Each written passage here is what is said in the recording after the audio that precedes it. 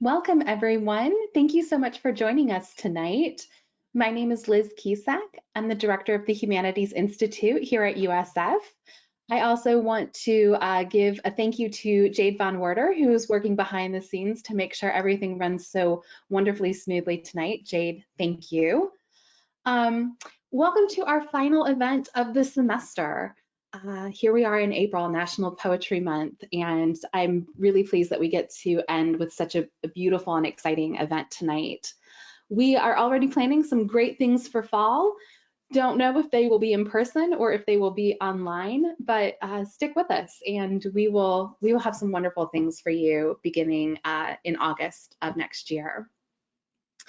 But tonight, it is such an honor to welcome an alumna back to USF, which it's always really wonderful to do that. But this is particularly great because Gloria and I were classmates in the MFA program here at USF. And there really is a special joy that comes from seeing good things happen to good people. And in addition to being a wonderful poet, Gloria is just a really kind, generous, funny, smart human being. And I am so thrilled that we are able to host a proper book launch reading for her.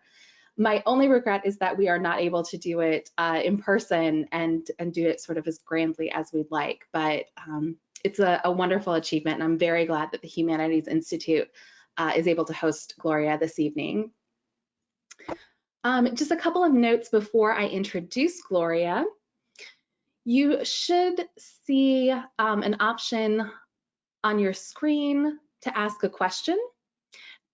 You can submit questions for the author at any point during tonight's reading, and I will get a list of them and then come on screen and moderate the Q&A after the reading is over. And all right. Gloria Muñoz is the proud daughter of immigrants, a Colombian American writer, literary translator, editor, and advocate for multilingual literacy and writing. Gloria was awarded the Academy of American Poets 2019 Ambrosio Prize. She's also been honored by Lumina's Multilingual Writing Award, a Las Musas Mentorship for Latinx and non-binary kid lit authors, a New York State Summer Writers Institute Fellowship, a Creative Pinellas Grant, and a St. Petersburg Art Alliance's Jim Rolston Professional Development Grant. Her writing has appeared in a number of magazines and journals, including Puerto del Sol, Vida Review, Acentos Review, Lumina, The Rumpus, Best New Poets, and lots others. She has also authored the chapbook Your Biome Has Found You. In the fall of 2019, Gloria was selected to attend the inaugural Tin House YA Fiction Workshop. She received her BA from Sarah Lawrence College and again, her MFA from USF. In addition to being a writer, she is also the co-founder of the indie film organization Pitch Her Productions and one half of the songwriting team Moonlit Musica. She lives in St. Petersburg and teaches at Eckerd College. And at this point, Gloria, please join us on screen. We are so glad to have you here tonight. Hi, everyone. Thank you so much for that beautiful introduction. It's such an honor to be back. And my gosh, Liz, I love to see everything that you're doing with the humanities at USF. It is truly remarkable. You've taken it above and beyond. Thank you. I appreciate it. Phenomenal. Yeah. Thank you so much. I'm going to turn things over to you now. Okay. Hi, everyone. I hope everybody is having a good evening, Monday evening. Thanks for spending your Monday with poetry. It's been a year. It's been a year and a half. It's been a month. It's been a week. And sometimes, you know, we have small pockets of community and poetry to connect us to one another and to ourselves. I'm going to start with poems that feel very timely. It's kind of wild because you write a book, you know, it takes years. You write a book and it takes a long time. And sometimes the topics that you're writing about in the past stitch forward for better or for worse into the future.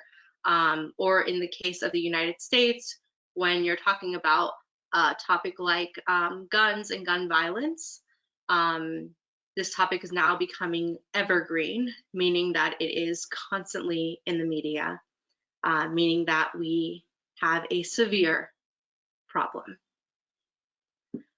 This first poem is inspired by a conversation I had with my niece a long time ago when she was a little kid, and it's inspired by a school drill. The Bear. The 6-year-old tells me about the drill at school, how the carpet imprinted bumps in palms and knees and made them itchy, how it smelled like pee and cereal under the desk, how she started singing but was quickly silenced by, "No, there's no singing when the bear comes." If would have been a better word choice. The bear has teeth and claws.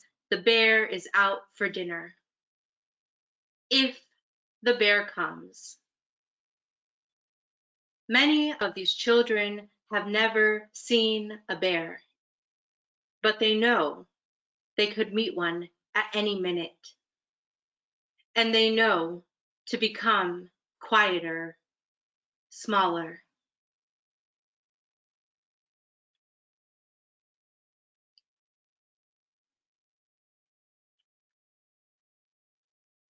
And I'm gonna next move on to the last poem that was added to the collection, which was written after a really terrible shooting. I mean, they're all terrible, but this was written after a shooting in El Paso, which was racially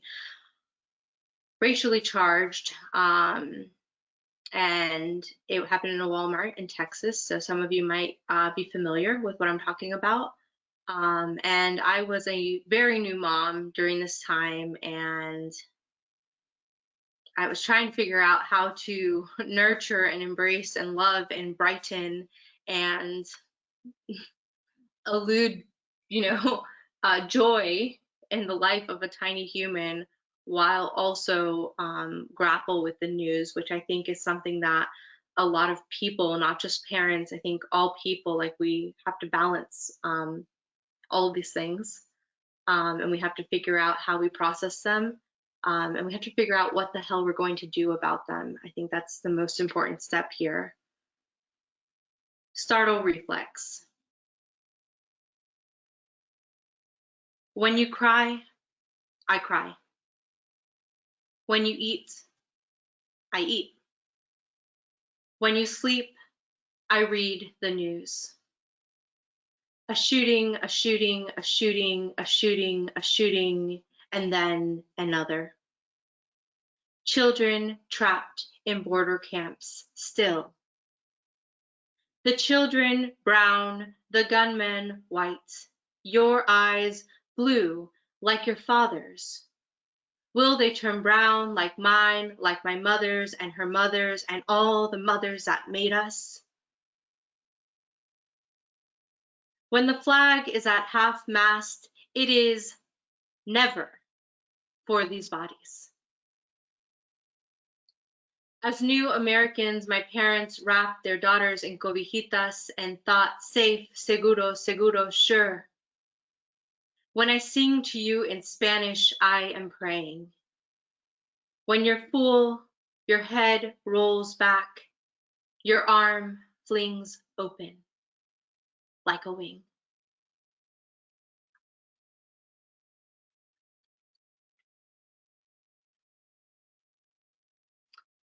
It's funny, you become a new parent. Oh, I became a new parent in the process of writing this book, and I sort of grapple with a lot of those themes and topics in this book, along with themes of race and class and gender equity, and global warming, and like just how humans relate to each other, themselves, and the world around them.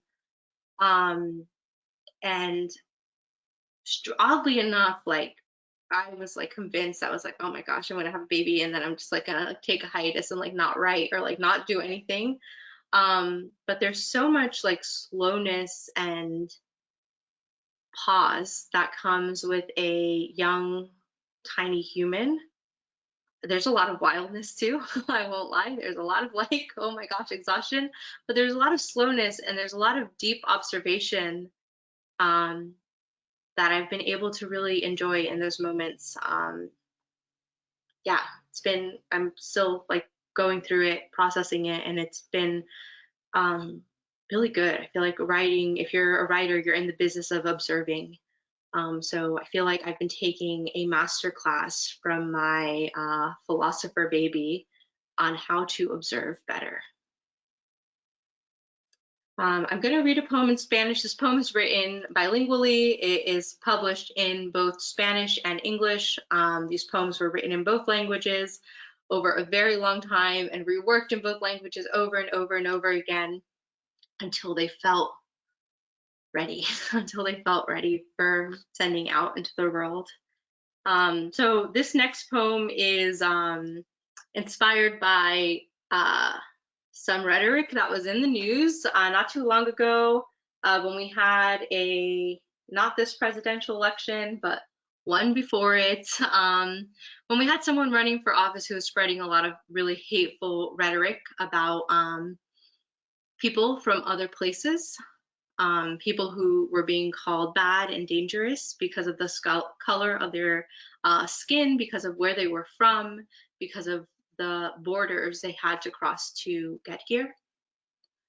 And it got me thinking a lot about our human morality, who we blame for things, who we constantly scapegoat, and who's allowed to be good and who's allowed to be bad.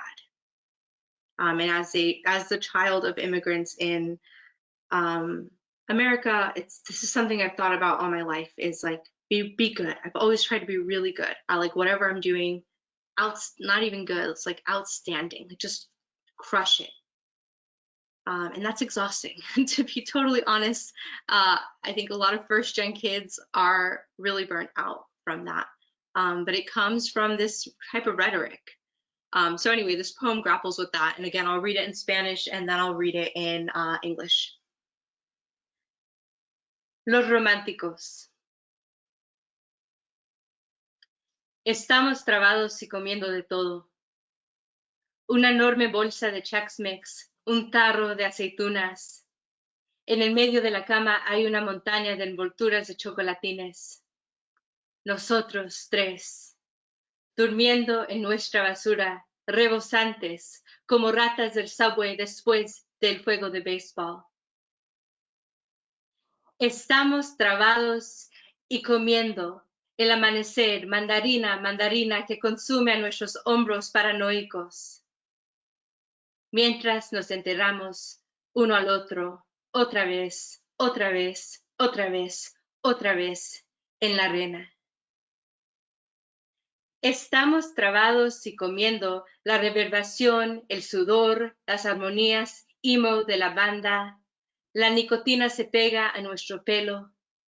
El bajo de miel se derrite a través de nuestros cuerpos.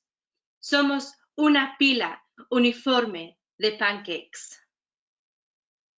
Estamos trabados y comiéndonos las uñas frente a nuestros padres en misa, en el teatro del colegio, en fiestas y graduaciones.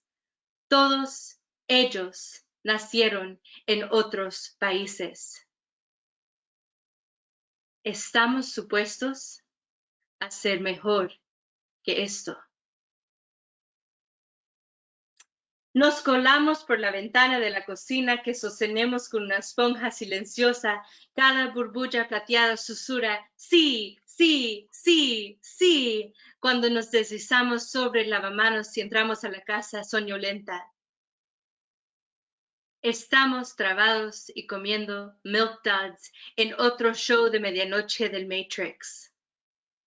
Neo es chévere, pero es un idiota. Nos doblamos como 3 cucharas derretidas alrededor de cada uno, pretendiendo que estamos soñando. Estamos trabados y comiendo de todo, con nuestras piernas colgadas del muelle. La bioluminiscencia nos trepa las pantorrillas y el humo nos inhala. Brillamos, brillamos. Nos gustan los románticos y decidimos que no lograremos llegar más allá de los 25. Prometemos casarnos si nos da miedo de todos los demás. Nuestras cabezas descansan en la madera, la noche florece sobre nosotros. The Romantics. We are high and eating everything. A Costco bag of Chex Mix, a jar of olives. There's a mountain of foil between us in bed from mouthfuls of kisses. We three asleep on our trash, brimming like subway rats after the baseball game. We are high and eating the tangerine sunrise, consuming our paranoid shoulders as we bury each other again in the sand.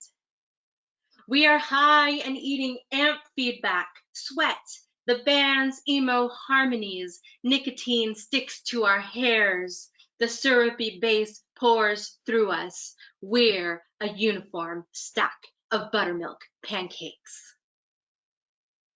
We are high and eating our fingernails in front of our parents at mass, school plays, holidays, and graduations. They were all born in other countries. We're supposed to be better than this. We sneak into the kitchen window, we prop open with a silent sponge. Each silver soap bubble hushes, see, see, see, as we slide over the sink and into a slumbering house. We are high and eating milk duds at another midnight screening of The Matrix. Neo is dope, but idiotic. We bend like three melting spoons around each other, pretend we are dreaming. We are high and eating everything with our legs hanging off the jetty. Bioluminescence climbs our calves as smoke inhales us. Aglow, aglow. We're into the romantics and decide we won't make it past 25. We promise to marry each other if we're too afraid of everyone else. Our heads rest on the dock. Night blooms over us.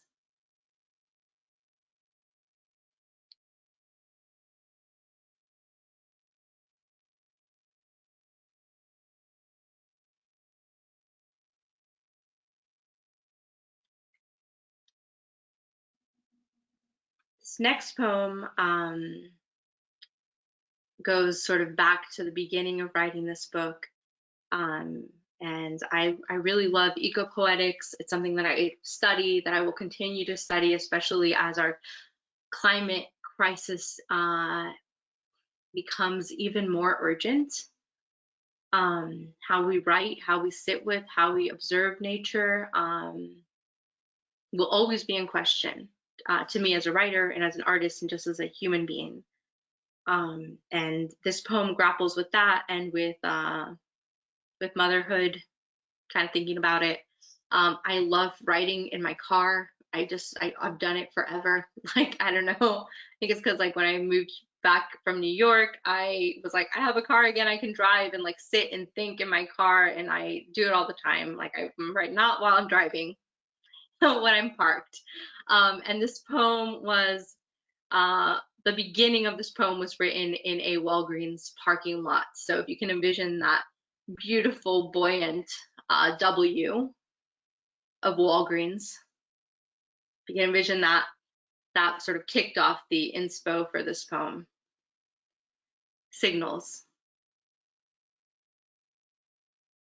Every mother stitches her children out of superstitions. We decide this as we talk about pregnancy under Walgreens's incandescence. That W, more balloon animal than letter, loops up, embraces itself, and presents its fullness. A totem, stone fertility goddess, headless and full-bodied. These signals catch me more frequently these days.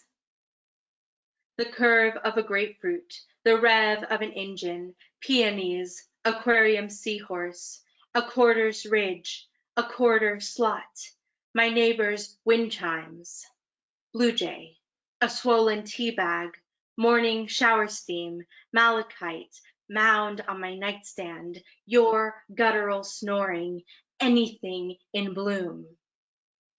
I am collecting them, listening closely, waiting for a voice to reach through time and say,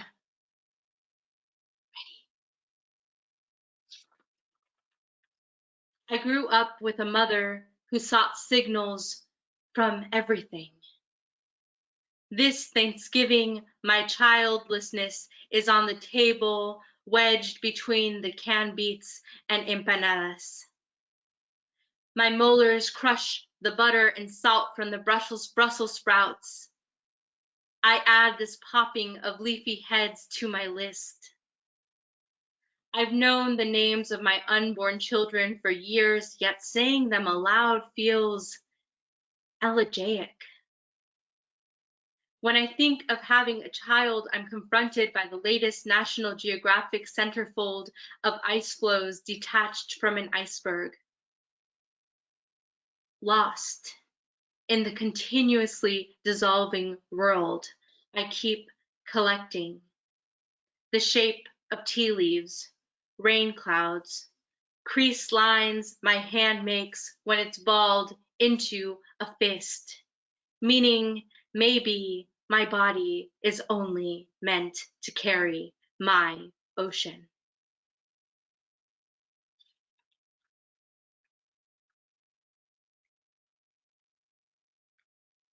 And we can stay in the water here for a moment longer.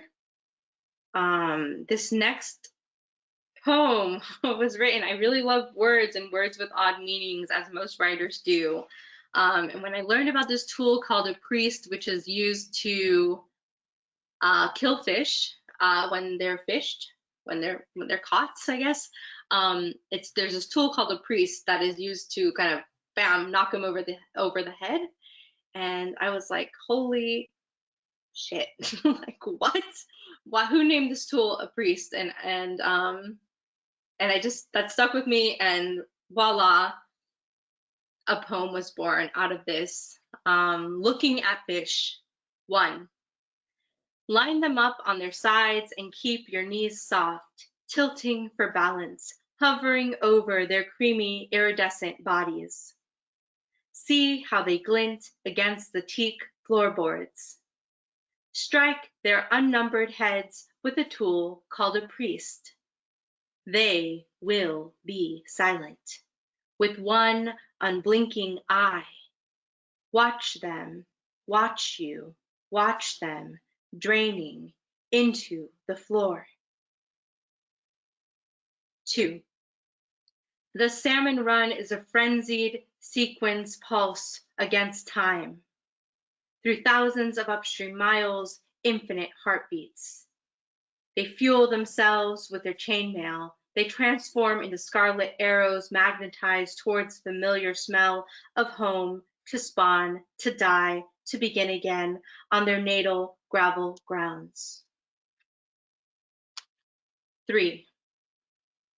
Have you heard the one about the fish and the coins? The fish with a belly full of magic? The fish with a gold ring? Fish bountiful, fish magnificent, fish who loves with an open mouth, fish thrown back into the water, dead, fish thrown back, alive, hind-legged fish which walk to shore, prophetic fish, spiny fish, poisonous delicacy, fish mysterious with a light dangling from its head, like a small moon lurking in the deep sea space.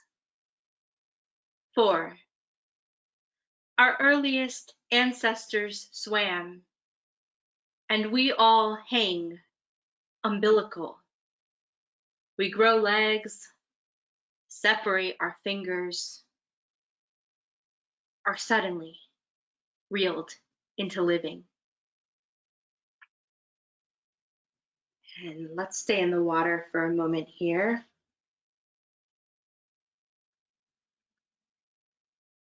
Norwalls are real, a student announces, proclaims on a February Tuesday, leading into a week-long dive of researching you, Norwall, horned and mystical death dweller I haven't thought too much about until now. One-toothed wonder you whirl open to devour prey whole. I would expect nothing less. On the internet, you have a cult following, unicorn of the sea, crocheted into one-horn beanies, printed on t-shirts and mugs and phone cases, tattooed across backs. There's a plushie of you with a mustache and a monocle, a beanbag chair, an enamel pin, night slippers, and meme after meme after meme after meme, your eyes always wide and kind. A blogger I stumbled upon has, I am obsessed with Norwalls, as the first line of her bio. And how couldn't we be? In this month of love, I'll call this a Valentine. In Inuit, your name means the one point to the sky. This month we launched the heaviest rocket into outer space. As I watched the slow burn of the descending boosters, I thought of you, Norwall, how your horn is a needle on a record skipping heartbeats, how your pulse plummets as you swirl into that Arctic dark.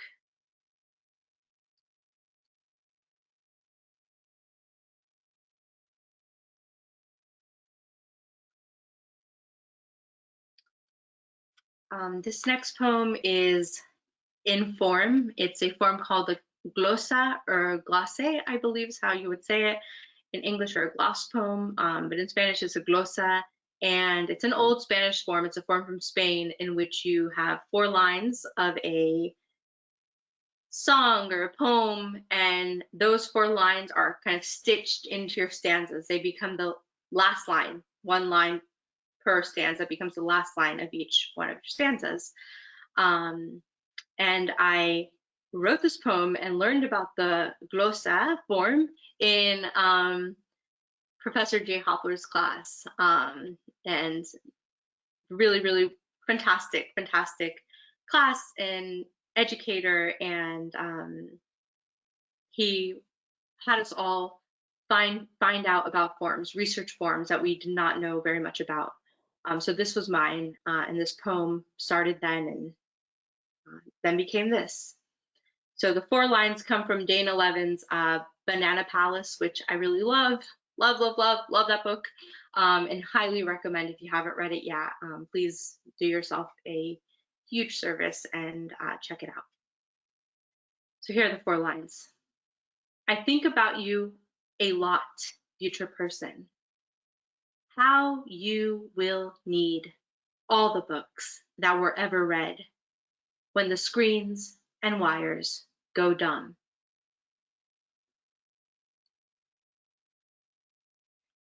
Despite the constant urge to stick all branches in my mouth, to keep a humming terranium inside me, to bend close and dig harder, I can't help but sense the rotting.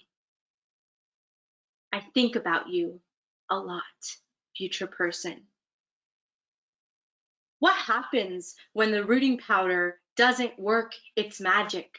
When everything is bonsai and encased in glass? You'll confuse ancient roots with tripping wire. What a minefield we'll have left. Oh, how you will need. We'll also leave you a clusterfuck of concrete and other impenetrable matter, things built with immortality in mind, sundials, bridges, monuments, tombstones. Don't mind the rubble of the present inked on your forearm, can't remember where you read it, but it stuck. You'll spend most of your life trying to remember, searching in all the books that were ever read. You'll hear about us, of the age of information and the age of experience, when we tried to hold onto every moment through our phone cameras.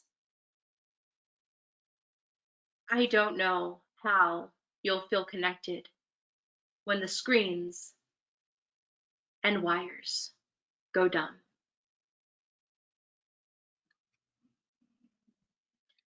Remember at the beginning of this reading how I said that writing a book can feel like deja vu, or like time traveling, where topics you wrote about in the past kind of stitch back forward and so forth. How we connect to our environment, how we connect to each other, how we connect to people different than us, I'm convinced is very much related to how we connect with ourselves. And I also think it's connected to our loneliness, our human loneliness. And so this poem was written a long time ago, but again, post quarantine and with the present and ongoing pandemic, it seems really, really timely as well. And I'll read this one in Spanish and English. Jeroglífico. El antiguo símbolo de un abrazo en las paredes de cuevas egipcias se parece a un nido de líneas que se acurrucan, una más torcida que la otra, una más amorfa.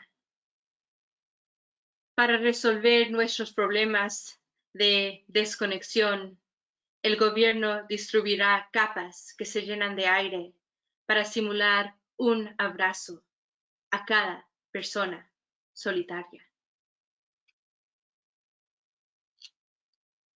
Hieroglyphic. The ancient symbol for embracing found on the walls of Egyptian caves resembles a nestling of lines, one more crooked than the other, one more shapeless. To solve our modern-day disconnectedness, the government will distribute coats that fill with air to simulate a hug to every lonely person in the country.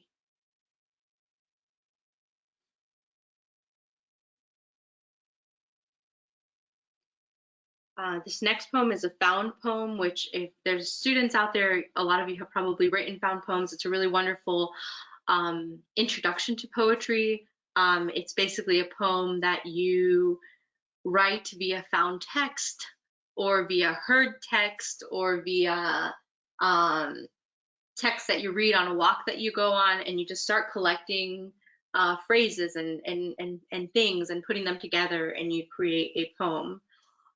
So I wrote this poem called Clauses because I have been involved in academia for a very long time. I've been involved in publishing and in editing for a very long time.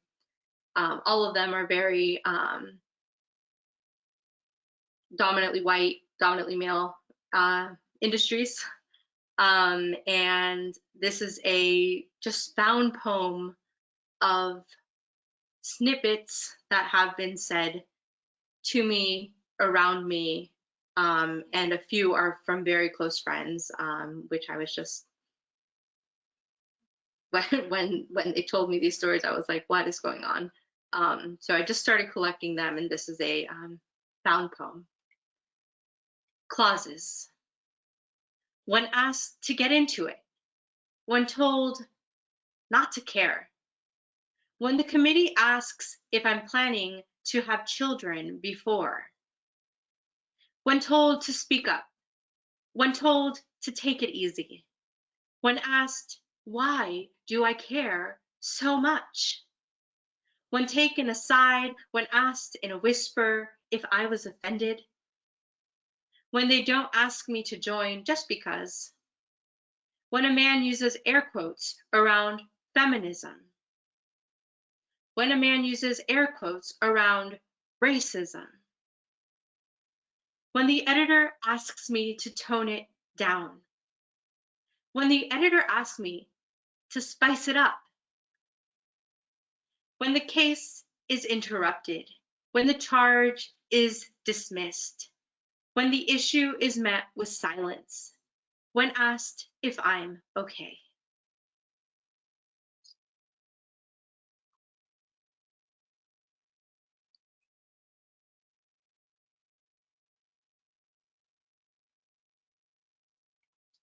I think I'm going to jump back for a moment here. Let me find where I'm going.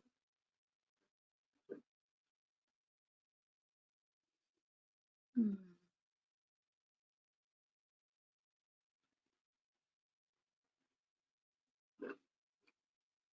going to go here first. All right. Jordona. And Jordona, for those of you who don't know, is a sort of mythic being that exists across many Latin American cultures. So if you ask somebody in Mexico about Jordona, they'll have a different story to tell you about her. If you ask somebody in Colombia about Jordona, they'll have their own version of this lore. And she's someone who I really connect with. It's almost like Medusa, for example, right? We have these female icons that we fear, but once we dig a little bit beyond that fear, we often find there's more there. Jordona. All the public places I've cried. Airports, beaches, parking lots, so many, waiting rooms, parks, train platforms, benches, whose loss is shed. The bluish distillate in Rilke's saucerless cup was watered down with tears to be more bearable. In this morning's coffee, tears dissolve like comets into darkness. If I need a good cry, I watch that astronaut singing Major Tom playing his guitar. Astronaut tears are jello. Even this physics makes my heart confetti.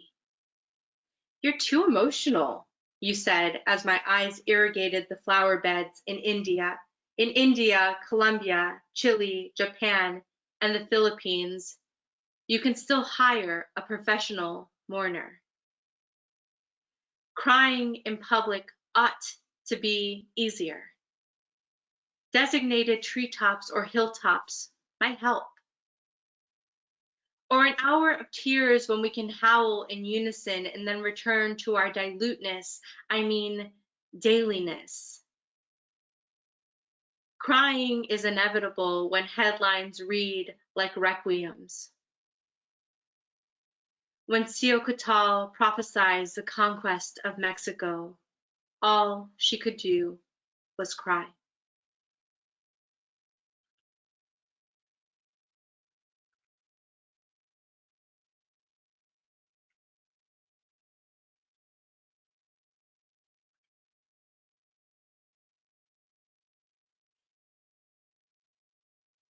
I'm going to jump back briefly here.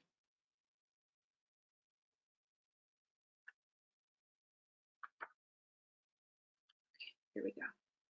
All right, this next poem, I'm excited to see more women running for office every day. Oh my gosh, let's do this.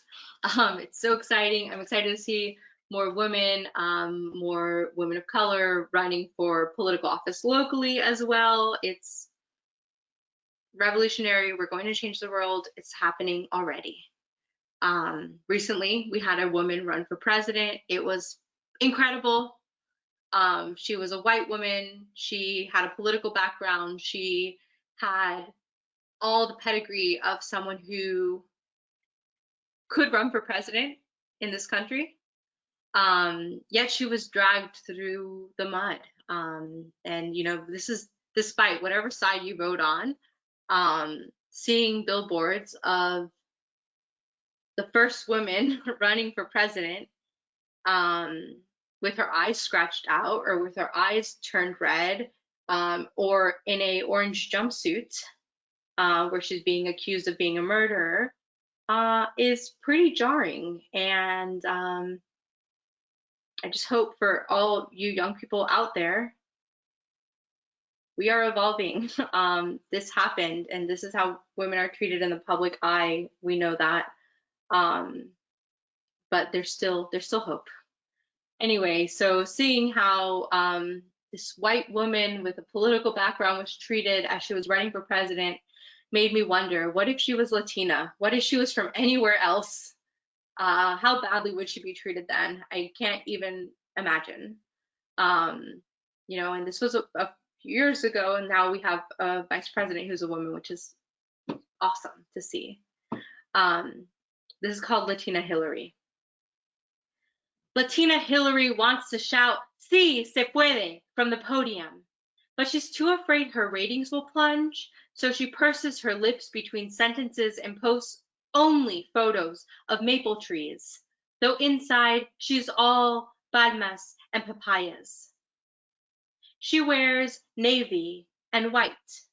She reins in her accent, undoes the echo in her R's, eats granola and yogurt behind sunglasses, gets blonder highlights because polls say her hair's too ratty. A recent focus group called it witchy. She obliges for the ratings, though the bleach makes her hair fall out and now she has to wear a wig. The media calls it her helmet. She just isn't warm enough, you know, like Latinas should be. Someone tweets from Utah. She develops a twitch and has to go into tanning beds to scream beneath a canopy of 220-watt bulbs. She persists in her day-glow skin and white suits and pleads to La Virgen de Guadalupe each night of her Bible Belt tour. Billboards display her as a bombastic dragoness. She has too much bite, a man tweets from Virginia, too much fire. She ices up with Botox and presses sapphires into her brown eyes. They flash open backstage before the big debate. White light bounces off her white suit and she strides through the fog and blaring to the podium. Her shadow, long and lean, is extraterrestrial.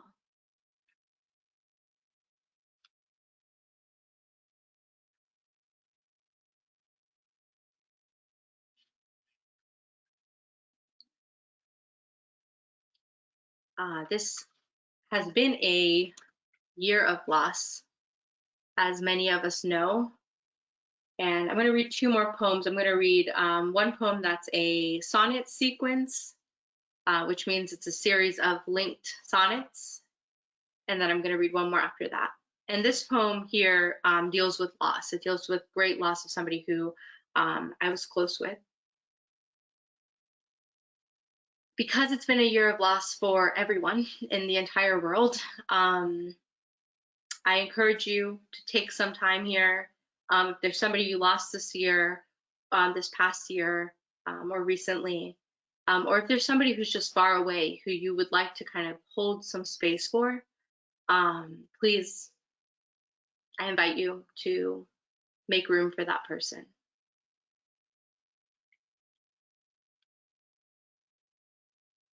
Dove cycle. I left the room when I heard your last breath.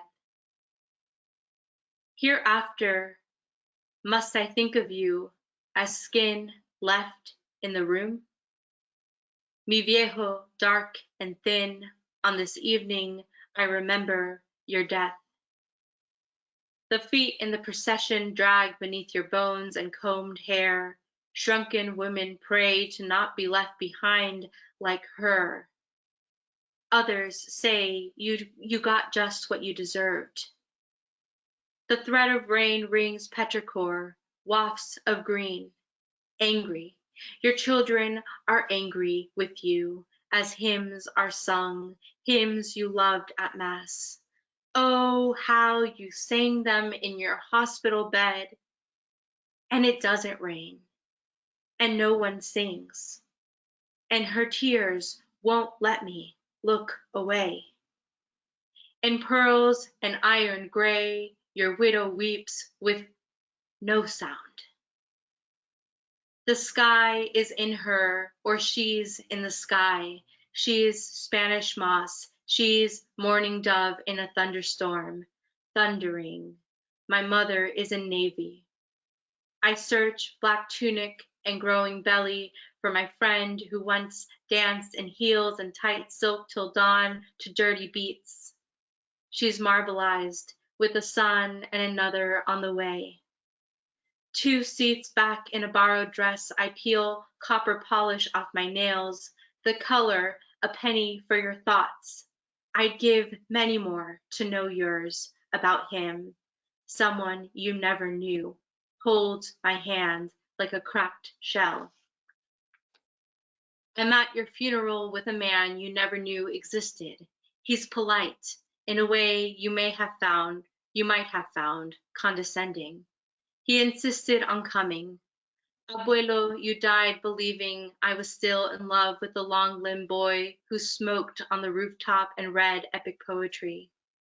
Now wax burns and a line forms to watch your casket plunge into the earth.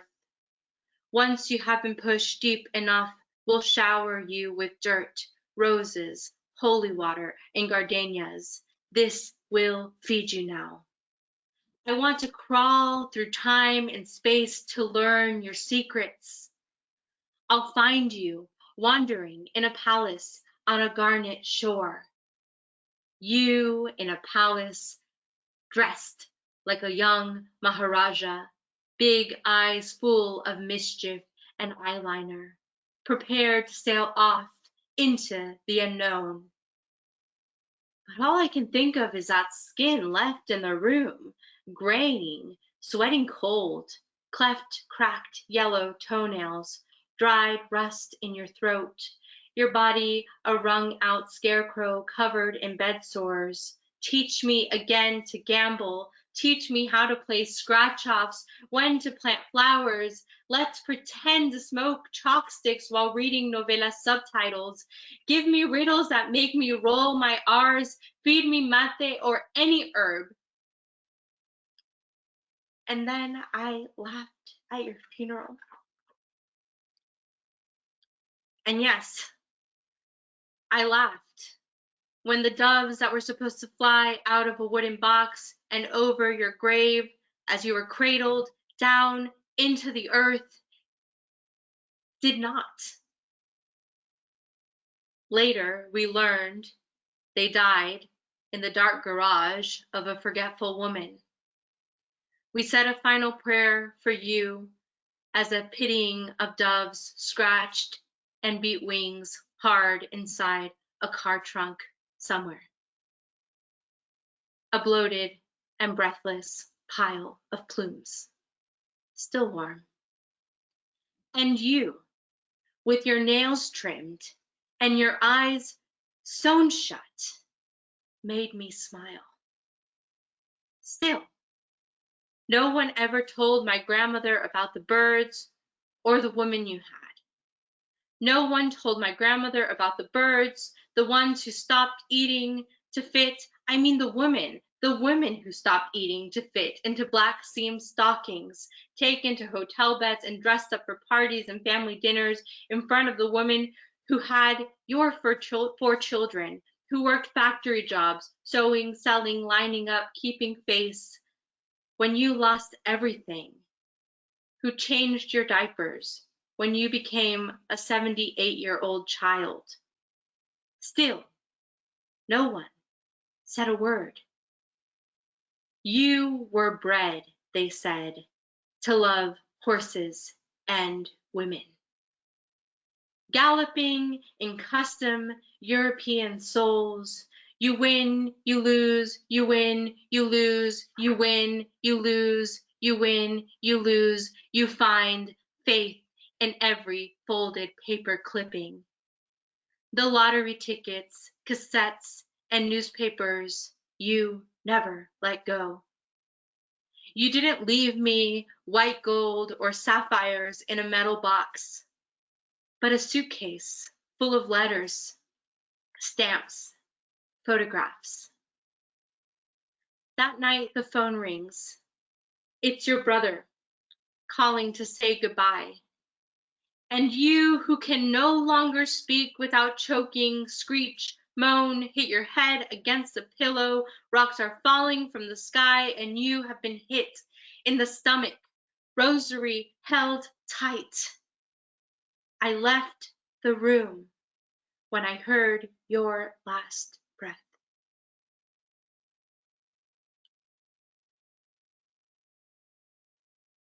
I almost never read that poem aloud because it's a tough one to get through. Okay, I'm going to wrap up so we have time for questions here. And I think here's my last one. All right, I'm going to finish with the title poem, Danzirly, or Danzirly in English. Danzirly. Winding through titanic red rocks, I'm 14. It's the first road trip my family's ever taken. It's attached to a funeral. Claro, my mother repeats at every stop. At every merge, por Dios. We drive from Florida to Colorado in a van with no AC. It's July. These vacaciones, I want to show you this country, my father says. America. The word fills the car with an air of fable and triumph. I came here with nothing but a bag full of books, jobless. You know, I learned English from the radio, country music. My sister turns up her Walkman and I groan at the thought of listening to country music for the next 9 hours. This is your country, he exclaims, as if announcing it to the valleys when we stop at a lookout. He sermonizes to bronze statues at rest stops, fields of open sunflowers, the majesties of purple mountains, rivers, bridges, and patches of antennas and wind turbines. Oh, say, can you see by the Danzirly light? Yes, Danzirly. When learning the anthem, he claimed this adjective as a most glorious exclamation in the English language. He greets strangers at the grocery store with, "What a Danzirly day."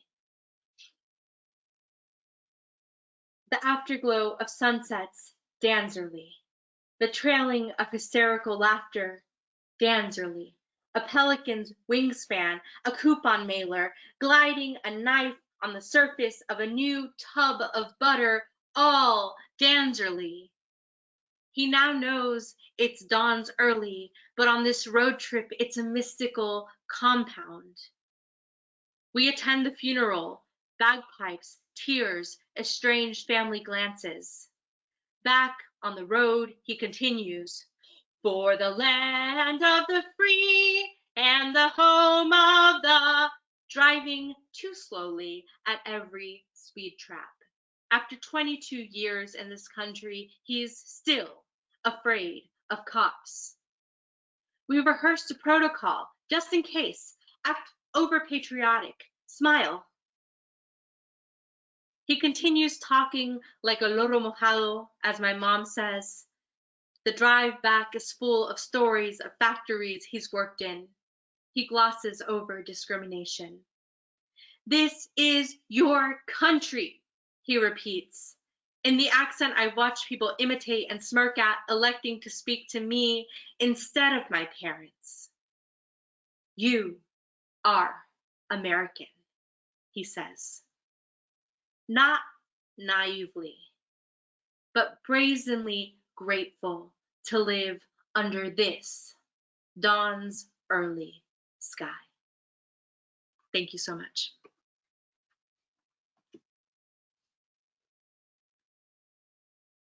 Oh, thank you so much, Gloria. That was wonderful. I'm going to give everybody a minute to put their questions in chat or in the question function. But we do have some that people had submitted in advance. So let me grab those. So one of the questions that we had was, do you remember when you started writing, or is it like, do you have a clear memory of like deciding like, I'm going to be a writer? Oh, such a good question. So there's so many little things I think that led up to this. I always love books. I'm an introvert, even though like I teach and do things in front of people. I'm really, really happy with a stack of books alone. So I think I just read a lot when I was little, and I have parents who are really phenomenal and really sort of advocated. My sister's a visual artist, I'm a writer, and they really supported those loves and those crafts from a young age. I'm very, very fortunate. I remember I signed up for a writer's camp when I was really little because I saw it in the library. I went to the library a lot with my mom, and I saw an ad for a writer's camp. I think I was like 10 years old, and I got to go to this camp for a week, and it was free. Like I got a scholarship for it, and I was able to go and like interview people and like learn to write and like learn about journalism. And it was things like that, like just sort of small sort of glimpses into the world of writing that kind of opened that door and said like, oh, people do this. Like when that clicked, like, oh, people write these books that I love, like people actually write them. Yeah. I think like my world like shook, and I was like, how do I do this? How do I figure this out? So it started with that. I wrote songs. I have notebooks. You can't see it here. I think I moved them because there were too many of them. But the whole top row of my shelf, the very top, is just all composition notebooks. And my first one dates to when I was 7 years old. Wow. And I just started writing songs. And I would just write all kinds of songs, like everything, anything popped into my head, anything I learned at school. I was like, I'm gonna write a song about that. So it's like I think my journaling or processing of the world around me. And I still keep these notebooks. Like I have one right here on my desk. That's my current notebook. So I think it's just how I've made sense of things. Yeah. That's awesome. Do you ever go back to those notebooks? I do. Like young Gloria? Yeah. Young Gloria was hilarious, I have to say. Oh my gosh, she should have been like in a comedy room, truly. Yeah, I go back to them all the time. And it's funny, I mean, I say like they're hilarious. It's really wild. But at the same time, there's sort of themes that I see that trace, like I'm 33 now, and there's themes that I see that trace way back, like decades in my life, that I didn't know I was naming them when I was naming them, and now that I'm writing about them with more scrutiny and more sort of wherewithal, I'm like, oh my gosh, I've been writing about this for like 25 years. Yeah. Oh, that's awesome. Let's see. We have a question from Tova Strong in our Q&A. Thank you for your words. I'm intrigued by the space you inject into your poems. How do you think about structure and space in your work? Oh, it's such a good question. I love that poems were first spoken. Again, thinking of music and how music is heard and felt, and remembered and repeated. I think the sort of auditory nature of poems is visualized for me through space and breath and line breaks. Hmm. And through caesuras. Like when I learned about caesuras, I was like, oh my gosh, that's so beautiful. I felt like my heart like split in two. I was like, I have a caesura in my heart permanently from learning about this like beautiful pause that can do so much. Um, so I think just thinking of breath and thinking about how something is read and would be living in somebody's vocal cords and in their bones and, you know, shared maybe with somebody else and read aloud. Because, you know, reading, we assume that everybody can look at a poem visually and read it, but not everybody can. And some people hear a poem first. Some people feel a poem first, right? If you have a blind reader. So I like to just think of what that breath can do, Hmm. and what that space can do, and what it can do to build momentum sometimes, or to slow things down, what it can do to kind of hold your reader by the shoulders and say, I'm talking to you here, Hmm. or what it can do to whisper. Like I think of tone, I think of space, I think of sort of the sense of the line. I teach line breaks a lot. We spend a lot of time in line breaks because I'm like, they seem so mystical and like, yes, partially they are, but there's so much to a line break. Yeah. Yeah. Um, and when it's well done, it's like, oh my gosh, like you get like tingles. Yeah. So yeah, I just think a lot about space and what it can do when the poem is read and when it's read visually. Oh, that's great. Thank you. Yeah, thanks for the Um, question. we have lots of good questions in here.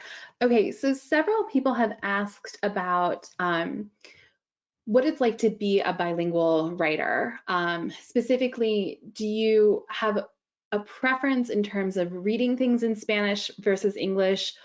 And does your composition process, do you tend to write in one language first and then translate, or how do you navigate that space? Ah, thanks for that, everybody who asked a question related to this. I love talking about language and linguistics and translation. It's the best. Um,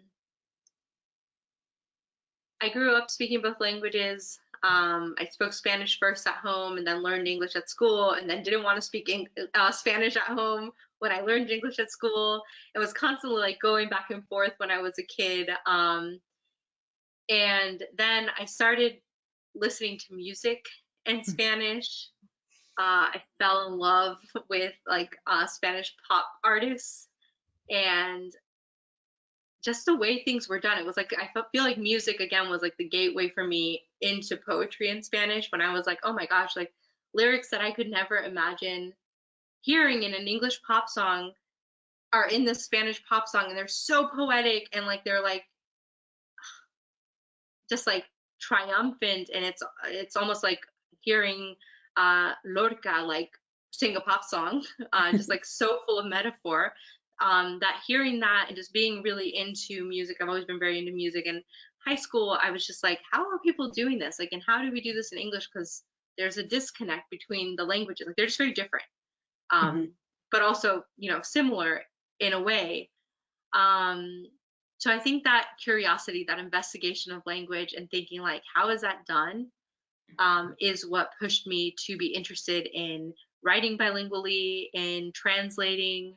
I read a lot of work in Spanish. I read a lot of work that's been translated in Spanish, that's been translated to English from Spanish, and then I want to go back and read the Spanish text, or Mhm. vice versa. I also do that a lot with work from other countries and from other languages. Read translations, everybody. If you're a new writer or if you're just like a experienced writer and you read a lot of the same, read a lot of contemporary literature, for example, that's written by English speaking writers. Um, Check out presses like Europa Press, and New Editions, which really, really, really work to translate all kinds of languages. I feel like reading Clarice Lispector, for example, reading the Hour of the Star, which was Mm. the first thing I read, and then everything else by Clarice Lispector, who writes in Portuguese, just changed my way of thinking about what you can do when you're writing in prose, for example, Mhm. like Agua Viva, which is, I really recommend this book. It's almost written as a song. It's written like in this sort of breathless, beautiful, imagistic um, form. I mean, they're paragraphs, but like you don't even realize they're paragraphs, and you even realize a narrative is being built. until you're hooked in the story. Mm. So anyway, I feel like now I'm just talking about things I like. Writing and reading in other languages, it teaches you how language works. It's taught me more about English. It's taught me how to become a better writer in English. Yeah, I really, really encourage it. Yeah, and in terms of the process, I find translation, like, I say I'm not a math person, but like I'm okay at math, like, and I'm a poet, like we like math, like it or not, you know, we do. But translation feels a lot like figuring things out to me. So it uses another part of my brain. It uses a part of my brain. It's almost like the part of my brain that is used when I'm on the elliptical listening to an audiobook at the same time. Like, it's like, how on earth am I doing these two things? I do not know. Like, I should take a nap, but I'm doing these two things. And like, that's what translation feels like. It's like I'm processing, I'm figuring out, and then I'm putting it in another language. Yeah, and it's really fun. I encourage you, if you're interested in translating, and check out translators now. Like, I love Mary Jo Bang's translation of Inferno. I feel like I'm always promoting her translation of Inferno because I've read so many. I love Dante's Divine Comedy, but Mary Jo Bang's translation is like a riot. It is so phenomenal, and it's so unexpected, and it feels like she doesn't give a damn, but she also cares so much at the same time in this translation. It's beautiful. That's awesome. Well, I'm glad that you were giving us some pointers of people to read and things that you like, because that was another question that we had. Are, who are you reading like right now that you're really excited about? So anybody you want to add to the list? Because I'm taking notes because it's almost summer and I'm ready for a new reading list. So many people. If there's people interested in global warming, I'm just gonna pull these out because I'm gonna pull 3 of them out from this blue section. And yes, my books are the rainbow because it makes me so excited.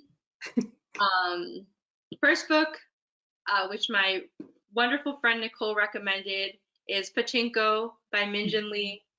It is epic.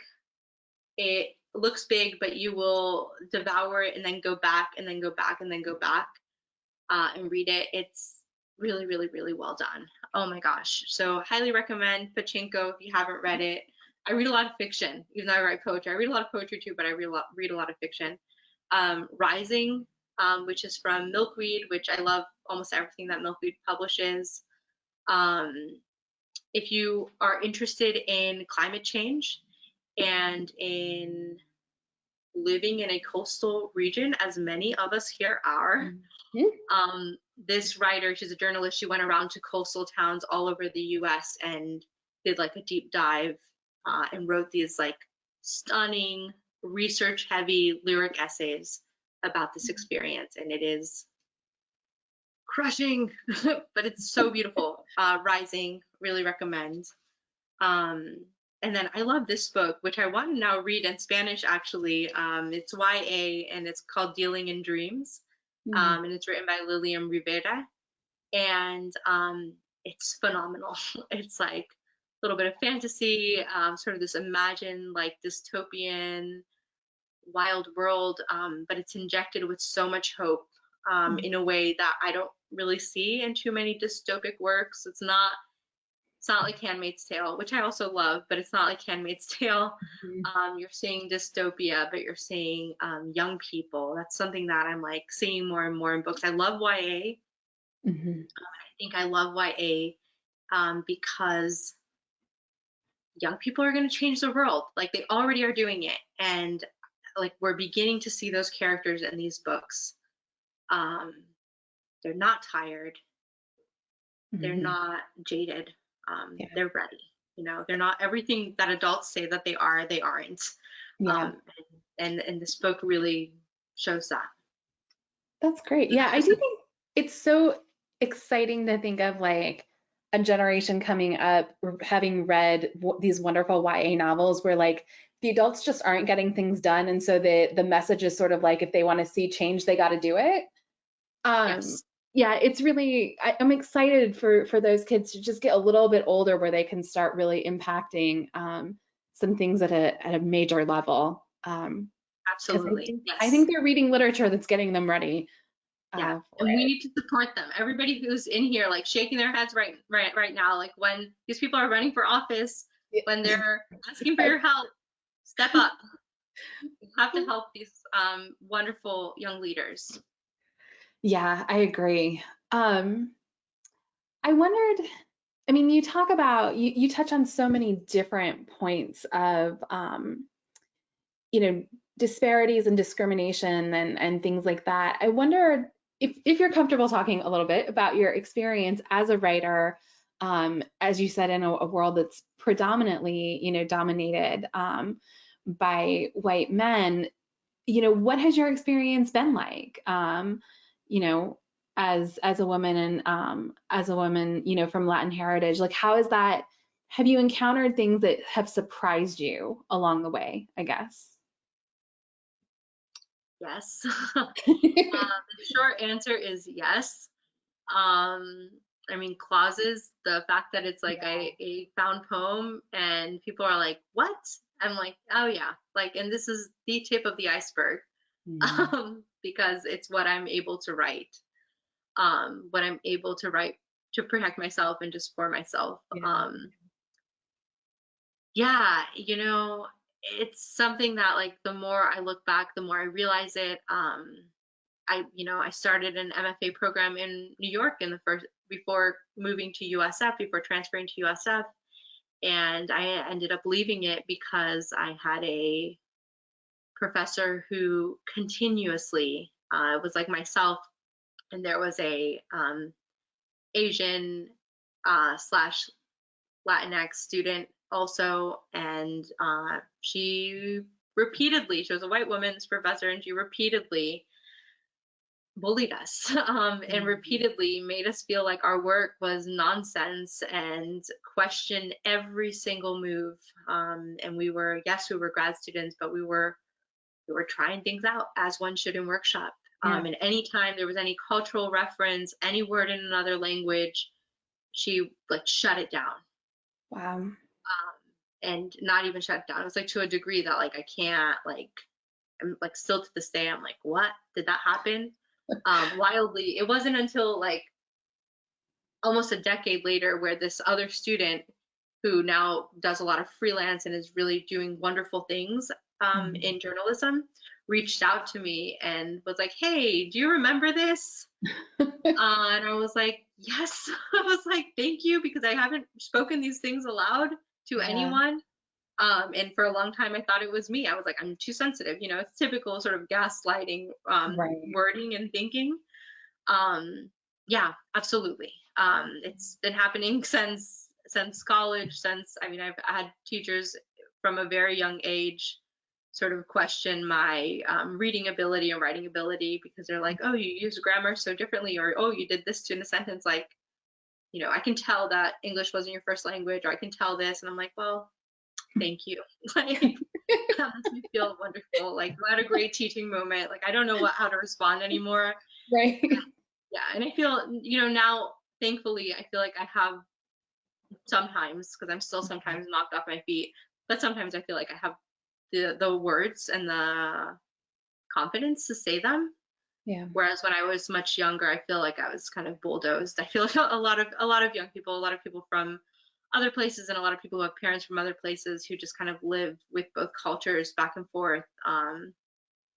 A lot just kind of we let a lot wash over us Yeah. because I think we have to be kind of like made of stone sometimes. Yeah. Yeah. Claudia Rankine's book, Citizen, I taught to my um, narration and description class this semester, and I had so many students who sort of identified with, she talks about like just the sheer exhaustion of, you know, dealing with every interaction and some of the small things that are maybe not the things that grab headlines, but the things that really, kind of can wear someone down. Um, that book really that book hit with a lot of them in a way that I was sort of surprised. I love that book. Um, Absolutely. Yes. yeah. Let's I'm see. so glad you're teaching it, by the way. I feel like, yes, It was that's awesome. Yeah, it was a risk. I'm not gonna lie. I wasn't sure how it was gonna go over, but they did great with it. They really enjoyed it. Um, so we've got a couple questions related to sort of your process of putting the book together and vetting what poems go into a book. How do you order things? So maybe you can tell us a little bit about that process. Yeah, this is really hard, I have to say. Um, my best advice if you're wanting to put together a book of poems is to just write poems. Mhm. Write them, write them, write them. Like, don't worry about the structure until a little bit later. I think the structure will come to you. You know, now that I write prose also, I see that a lot with scenes. It's like, just write the scene, write the scene, write the scene. You know, the chapter. Need to jump forward, write, you know, jump forward, write the scene over there. Same with poems. Like, write the poems, put them together in a document or a folder, and then kind of step back and look at them all. And I did this a lot. I like would print them out. I would, you know, I put them together by theme. I put them together chronologically. um, Mhm. I love lyric essays. Talk about, you know, citizen. I love that form and how they work and how they braid and how they tangle and knot and unknot things for us. Mhm. And I think reading essay collections and writing lyric essays just really for myself to try to figure out how do you write a really good lyric essay um, helped me organize a poetry collection because I realized, oh, no, no, no, no. I can't have like 5 poems. I read a lot about death, you know, who doesn't? What poet doesn't? Right. Truly, Right. we're obsessed. Um, but if I had like all my death poems together, it would just be like death, you know, the huge iron block. Um, so I had to think about this more in a more essayistic way, and that Mhm. really helped inform the structure. So Mhm. thinking of braiding, thinking of how poems are communicating with one another, thinking of how much distance is between topics and why, Mhm. and like how things will echo and reverberate throughout the book. That was very helpful. Oh, that's great. Beforehand, when we were sort of prepping before the event went live, we talked a little bit about what it's been like to have this book come out, when you can't really travel because of COVID, and how different your sort of book launch process has been. Maybe you could share a little bit of that story with the audience, because I think it's really interesting to get some perspective of what, you know, every facet of our life has been impacted, including, something really fantastic like having your book published. Yeah, it's been a trip, you know. And I have to say thank you again. Like, this is such a wonderful opportunity to connect with USF. Um, Never in a million years did I think I would be publishing a poetry book during a pandemic. And I say that while I know that like musicians, writers, you Yeah, know, actors, my God, actors out of work right now, like all these artists like are feeling the same thing, or feeling some, you know, their own version of that. Um, it's been wonderful and it's been difficult at the same time. It's been difficult because I really love meeting people. I love readings. They exhaust me. Again, I am an introvert. I like get home from a reading, or if I'm like out of town, like I go back to the hotel room and like I like can't even eat French like room service French fries. Like I'm too tired. Like I'm just like sleep. I'm like sleep. So like it's been nice to just be able to do this and then like have a cup of tea, or in the case of tonight I'll be grading, you know.